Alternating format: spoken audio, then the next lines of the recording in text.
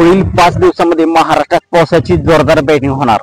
कोणत्या जिल्ह्यामध्ये yellow alert, कोणत्या जिल्ह्यामध्ये ऑरेंज अलर्ट।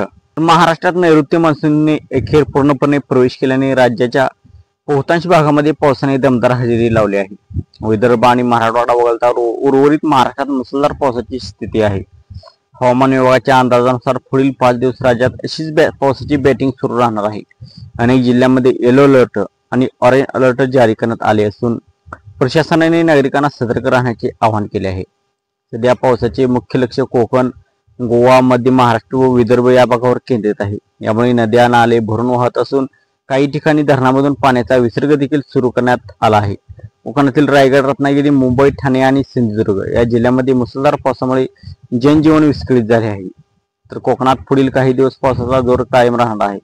विशेषतः रायगड आणि रत्नागिरी जिल्ह्यामध्ये 20 ते 22 जून दरम्यान मुसळधार ते अतिमुसळधार पावसाचा इशारा दिला आहे। त्यामुळे या भागातील नागरिकांनी अनावश्यक प्रवास टाळावा, तसेच नदी नाल्यापासून दूर राहावे अशी सूचना प्रशासनाकडून करण्यात आलेली आहे।